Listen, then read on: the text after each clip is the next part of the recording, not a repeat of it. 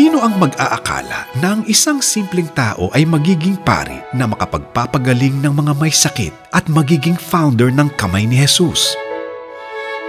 Si Father Joseph Fallier ay nagmula sa pamilya ng mga doktor at isa sa mga itinuturing na mayaman at kilalang pamilya sa Lukban. Maging siya ay di makapaniwala na siya ay magiging isang pari dahil pagkuha ng medisina ang nais niya. Nahikayat si Joey na pumasok sa seminaryo dahil sa pagkahilig niya sa larong basketball. Katulad ng paggulong ng bola, minsan ay nasa itaas at minsan ay nasa ibaba. Habang pinagpapatuloy niya ang pag-aaral sa seminaryo, ay maraming dumating na pagsubok sa kanyang buhay, mga pangyayari na halos makapigil sa kanyang pagpapari. Madalas niyang kwestiyonin ng Diyos. Hanggang sa nalagpasan niya ang mga unos at natapos niya ang kolehiyo sa seminaryo at naordenahan bilang ganap na pari. Isang di inaasahang pangyayari ang naganap sa kanya na naging sagot sa kanyang mga katanungan. Nagsimula noong Oktubre 1998 noong dumalo si Father Joey Ayala Fallier sa International Charismatic Renewal Congress sa Roma. Dito sabay nakita ni na Father Joey Fallier at ng presidente ng International Charismatic Renewal Congress na si Charles Whitehead ang bisyon ng isang napakalaking gusali na punong-puno ng mga may sakit at may mga karamdaman. Doon niya napagnilayan na ang Panginoong Diyos ay lagi niyang kasama at ang misyon ng Panginoon para sa kanya na magtatag ng isang lugar para makapagpagaling sa mga may sakit o healing center. Nagsimula yung healing ko sa Lipa, doon sa Carmelite Monastery, kung saan naimbitahan akong magmisa at doon ako nakasaksi ng maraming himala at kagalingan. Ika nga, ang sabi nila, baptism of fire ay naganap doon sa Carmelite Monastery.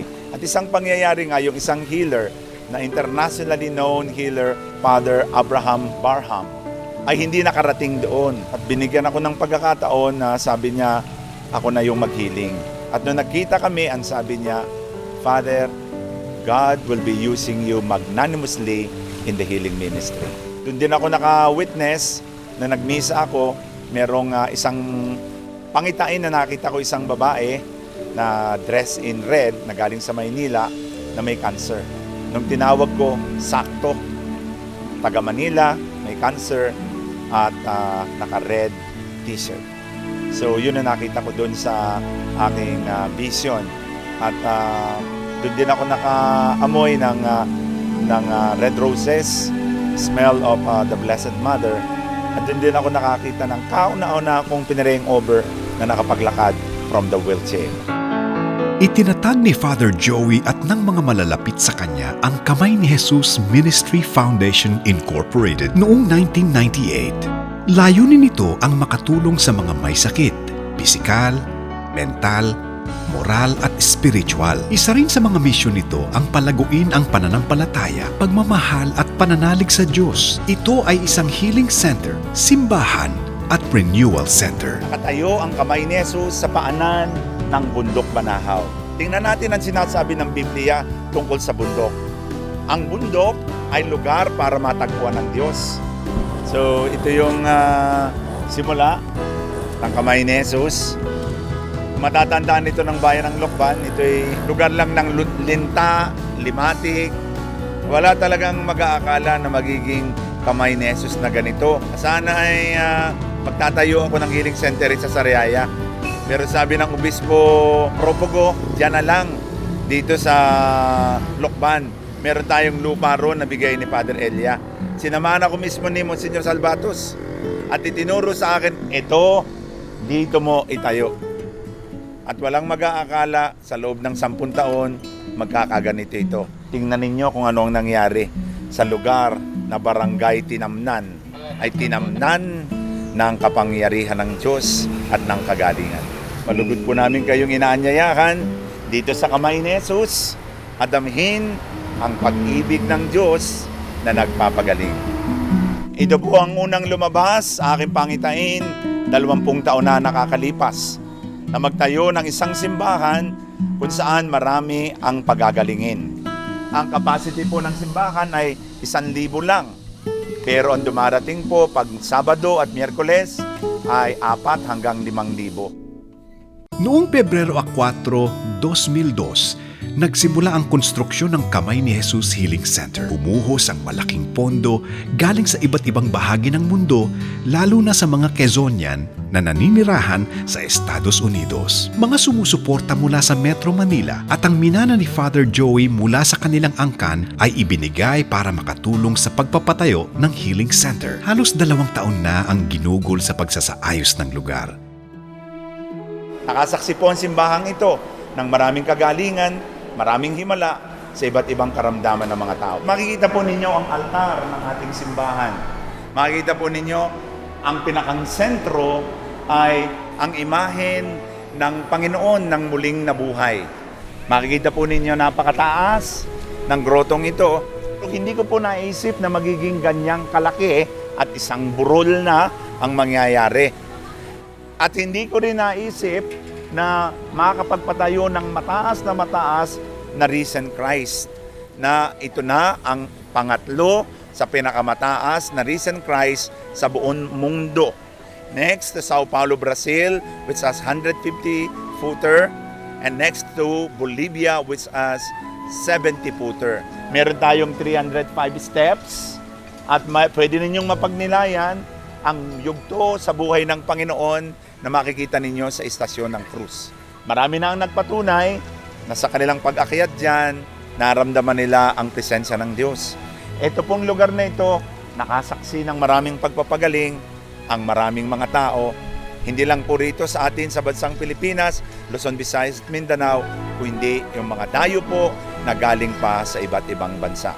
So tayo na pong umakyat dito, sabi nila, Stairway to Heaven.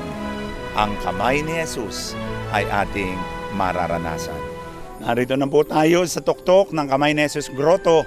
Ito pong grotong ito ay kalinsabay po ng simbahan. Ito po ang tumaktak sa aking isip. 20 taon na nakakalipas. Pero hindi po ganito kalaki. Hindi ko alam na ang buong burol ay magiging grotto. Ito po ay isang malaking biyaya ng Diyos na matayo po ito rito sa ating Kamay ni Jesus vicinity. Meron pong isang mayamang businessman na inyo pong napagaling ng Panginoon sa pamagitan po ng praying over ng inyong lingkod, na ang pangalan po niya ay Mr. Benny Brizuela. At dahil lang po sa kanyang katuwaan, sa kanyang kagalingan, ay inialay po niya ang grotong ito para sa sambayanan. Ito na po ang ating Kamay ni Jesus Grotto na inaakyatan ng libo-libong mga tao, lalo tigit noong pong Holy Week. More than 1.5 million climb at this place during the Holy Week celebration. This park is in honor of the Blessed Mother, which I call the Marian Park. At ang pinakang highlight, makikita ninyo rito, ay itong piyeta na galing pa yan China.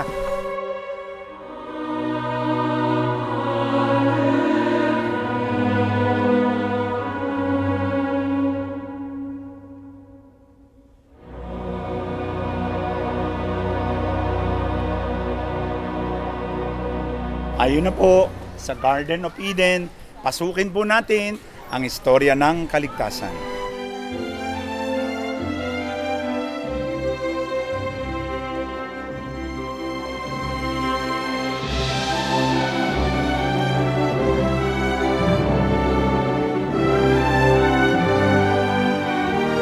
Ito na po ang loob ng Garden of Eden. Makikita ninyo, meron po tayong playground para sa mga bata, para sa kanilang excess energy.